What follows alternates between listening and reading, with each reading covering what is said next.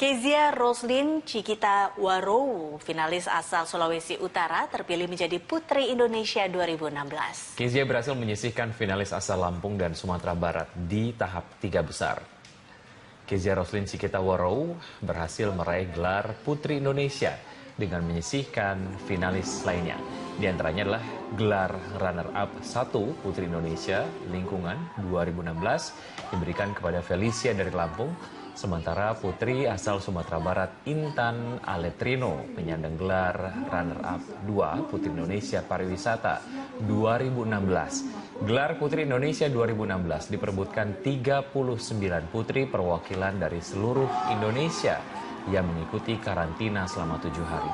Malam puncak turut dihadiri oleh Miss Internasional 2015 Edimar Martinez Blanco. Acara juga dimeriahkan oleh sejumlah performer antara lain Tulus, Rizky Febian, Yofi Nuno, dan Andin.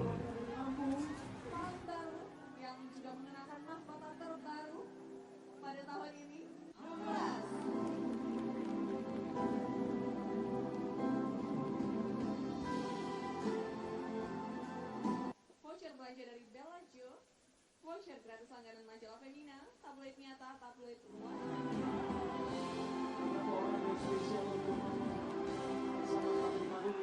Dan satu artis dangdut.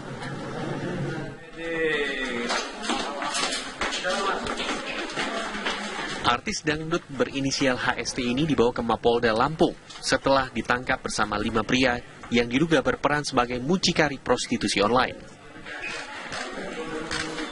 Mereka ditangkap di sebuah hotel berbintang 4 di Lampung. Polisi juga menemukan alat kontrasepsi di kamar yang sudah dipesan oleh para tersangka. Kondisi seperti itu kami sudah geledah, kami temukan alat kontrasepsi berbentuk kondom dan beberapa uang tunai. Bayarannya berapa, Bang? Itu nanti hasil materi penyidikan ya, bervariasi, cukup tinggi ya. Hiburan dan hotel bintang 4 di wilayah. Selain menjajakan artis, jaringan prostitusi online ini juga kerap menjual gadis di bawah umur. Jakarta. Pedangdut HST ditetapkan sebagai korban dari jaringan prostitusi online ini. Sementara polisi juga masih memburu 2 tersangka lainnya yang juga diduga berperan sebagai mucikari. Dari Bandar Lampung, Pujiansyah, TV One mengabarkan.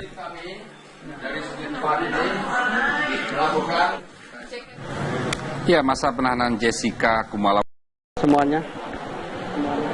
Ya. Bang Asman, yang mungkin ingin saya langsung klarifikasi setelah pemeriksaan dalam penahanan dan dalam proses penyidikan, apakah benar dari pihak Anda ya, klien Anda sudah mengakui secara pribadi atas perbuatannya ini? Ya, perlu saya luruskan pemberitaan sehari 2 hari ini di media ya, yang dimana klien kami saat ini sedang disudutkan dengan pemberitaan miring. Yang pertama saya kepingin klarifikasi bahwa pengakuan yang pemberitaan di media selama ini itu tidak benar. Itu yang pertama. Yang kedua adalah kalaupun ada istilah tanda korban itu kalau saya lebih sepakat pelapor ya. Kalau korban itu kan korban itu korban apa? Karena sampai saat ini berdasarkan data saksi-saksi yang kami investigasi atau saksi-saksi yang coba kami interogasi itu tidak ada melihat atau tidak ada perbuatan klien saya atau Pak Saiful Jamil sampai saat ini melakukan perbuatan cabul ya, kategori cabul atau klien saya itu dikategorikan sebagai LGBT. Menolak keterangan dari kepolisian misalnya untuk mengatakan bahwa Saiful Jamil dalam pemeriksaannya atau dalam BAP sudah pernah mengakui. Kalau terkait dengan pengakuan itu kan perlu diklarifikasi. Pengakuan apa? Bagaimana? Seperti apa perbuatannya? Jadi kalau justifikasi bahwa klien kami saat ini sudah mengakui apa? Bagaimana? Nah itu perlu diklarifikasi. Bukan kami tidak menghormati proses penyidikan yang sedang dilakukan oleh pihak kepolisian dalam hal ini Polsek Kelapa Gading. Kami sangat memberikan apresiasi kepada Bapak Kapolsek yang terhormat dan jajarannya yang sudah begitu respon menerima laporan-laporan masyarakat seperti itu. Namun dalam hal ini posisi kami sebagai kuasa hukum perlu ada klarifikasi tertentu terkait dengan isu-isu seperti itu. Yang saat ini saya mendapatkan keterangan secara jelas, terang, benerang dari klien kami ya, bahwa apa yang dituduhkan, apa yang menjadi pengakuan-pengakuan itu tidak benar. Gitu. Oke, Bang Kasman, ada juga permintaan dari KPAI misalnya sebagai perlindungan anak yang meminta klien Anda untuk meminta maaf secara terbuka. Tanggapan Anda? Oke. Permintaan terbuka untuk siapa? Untuk apa? Perbuatan apa? Kalau permintaan dari KPI itu kan perlu kita respon atau tidak. Kalau saya sih tidak perlu merespon. Gitu. Itu jebakan-jebakan aja. Klien saya tidak perlu melakukan klarifikasi segala macam karena memang tidak ada perbuatan yang dilakukan. Jadi permintaannya untuk apa?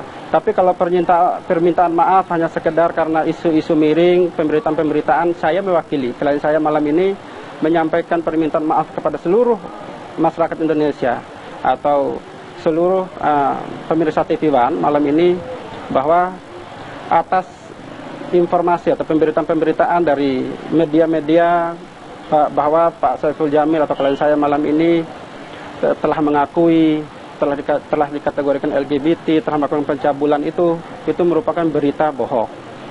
Dan dalam hal ini klien kami tadi sudah menyampaikan bahwa saya minta maaf karena berita-berita itu bukan dari sumber dari saya.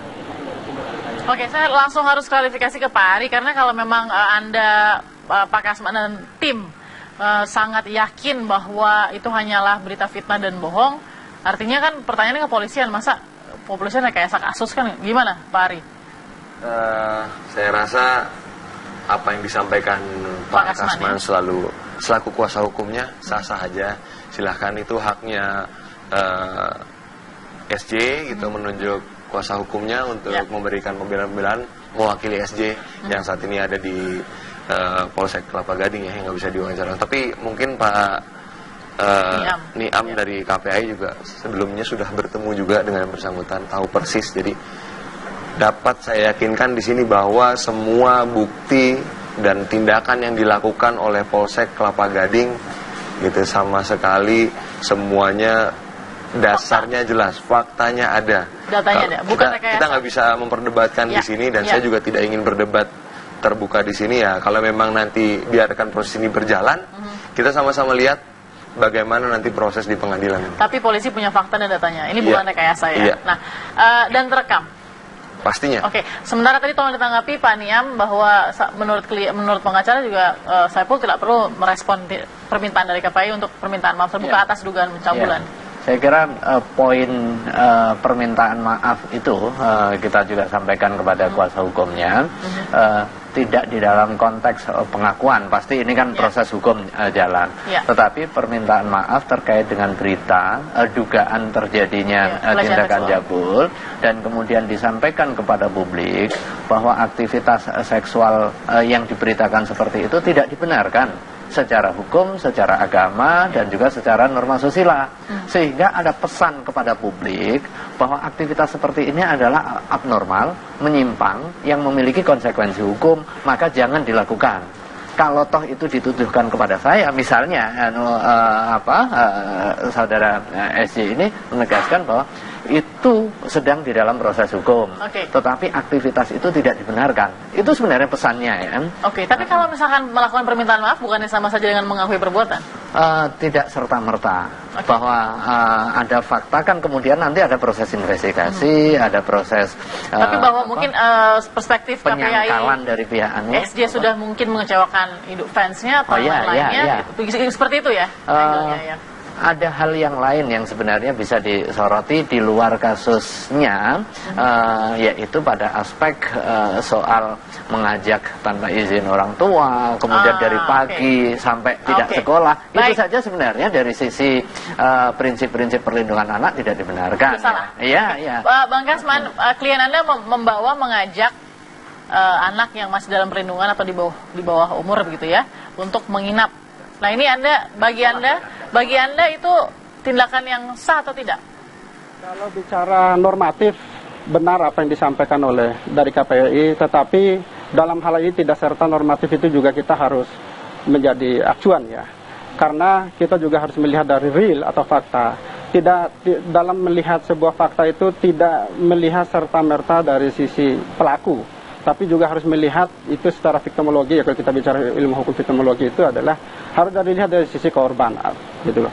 Nah, kalau mengajak apa segala macam melanggar itu benar mungkin dari sisi KPAI, tetapi siapa yang mengajak? Apakah ini kategori anak kecil yang tidak tahu atau seperti apa? Dia di mana ketemu dengan SJ dalam hal ini klien kami ya, perlu juga dipandang seperti itu. Jadi saya kalau bicara normatif dalam hal ini saya mempertanyakan atau ketegasan dari KPAI dalam perlindungan ya. Jadi tidak sekedar melihat bahwa oh seperti ini kejadiannya maka menurut Undang-Undang Perlindungan Anak seperti ini, tidak bersegi itu juga. Mari kita sama-sama melihat dan memantau perkembangan proses penyidikan yang dilakukan oleh Bapak Kapolsek dalam hal ini ya. Kami juga menghormati apa yang disampaikan oleh Pak Kapolsek. Coba nanti kita juga punya data, fakta dan saksi ya yang akan kami sampaikan dalam proses berita penyidikan. Nah, tapi satu sisi bahwa hal ini tidak perlu dipandang sebagai sebuah bahwa ini sudah terjadi dan pelakunya jelas. Tidak bisa seperti itu. Karena walaupun kita suka tidak suka, saat ini sedang dalam proses penyidikan. Jadi belum tentu atau tidak boleh menjustifikasi klien saya sudah melakukan A, B, C, D, F, G. Baik, kita tidak akan masuk ke ranah penyidikan, tapi pasti ada koridor-koridor yang bisa menjadi informasi juga dan edukasi juga kepada pemirsa yang saat ini menyaksikan apa-apa saja poin-poin yang sebenarnya keliru dilakukan, atau bisa saja dicegah, atau bisa saja sebenarnya diantisipasi yang mungkin belum atau terlewat dilakukan oleh klien Anda. Sesaat lagi ya, tetap di Apa Kabar Semalam.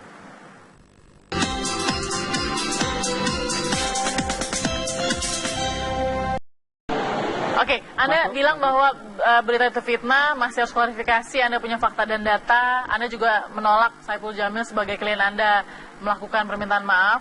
Nah, kemudian kalau memang nanti pada pemeriksaannya dan penyidikannya, kepolisian juga bisa membuktikan apakah permintaan maaf itu akan dilakukan atau akan ada pembicaraan lagi dengan klien? Tentunya kami akan melakukan berbagai macam klarifikasi ketika hal-hal itu menjadi bukti itu ya, yang menjadi bukti yang disodorkan oleh pihak kepolisian nanti di pengadilan. Ya, tetapi pada prinsipnya sebagai manusia, sebagai orang muslim sejati yang taat beribadah ya, apapun itu ketika nanti terbukti bersalah secara hukum, tentunya kami bersama dengan klien kami nanti akan memberikan klarifikasi permintaan maaf. Tetapi dalam hal yang benar ya, yang benar apa menjadi perbuatannya. Oke, berarti tadi yang sebelum jeda tadi kita sempat bicara soal koridor, apa-apa saja poin yang sebenarnya keliru yang mungkin dilewatkan oleh klien Anda, seperti mungkin meskipun misalnya korban yang menyetujui untuk diajak begitu ya, tapi kemudian Bang Eko sebagai orang yang lebih dewasa membiarkan anak itu berada di rumahnya yang bukan juga atas izin orang tua, itu seperti apa di mata Anda sebagai kuasa hukum? Perlu saya sikapi keberadaan pelapor saat ini di rumah klien kami, Bang Saiful Jamil. Keberadaan pelapor itu bukan serta-merta Bang Saiful mengajak, tidak.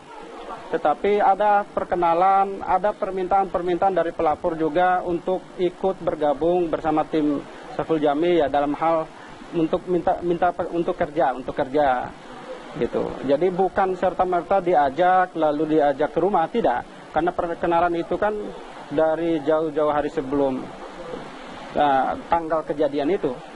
Dan dalam proses hubungan itu ada hubungan pekerjaan di situ.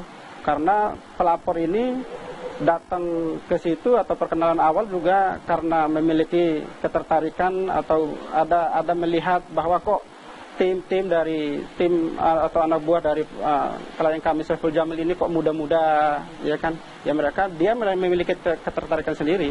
Jadi bukan kutruk-kutruk datang di telepon lalu diajak oleh Saiful Jamil, ajak nginap, tidak. Bukan berarti itu juga seperti yang disampaikan oleh pihak KPAI harus minta izin orang tua, itu tidak serta-merta seperti itu. Karena datangan itu bukan di telepon langsung datang, tidak. Tetapi ada prosesnya, ada proses yang panjang di situ. Baik, Pak Kasman Sangaji, terima kasih atas informasinya. Kita lihat nanti pembuktian dari pihak kepolisian karena prosesnya masih penyidikan sekali lagi. Kita juga masih merahasiakan identitas korban ya, Pak Niam ya. Nah, terima kasih Pak Kasman. Sedikit saya ingin tanya ke Mas Arief nih, sedikit sebelum kita jeda. Mas Arief, melihat apa yang terjadi, hubungan antara artis dengan mungkin fans atau mungkin yang mengidolakan gitu ya. Ini biasa terlihat kalau Anda seperhatian Anda kemudian di dalam dunia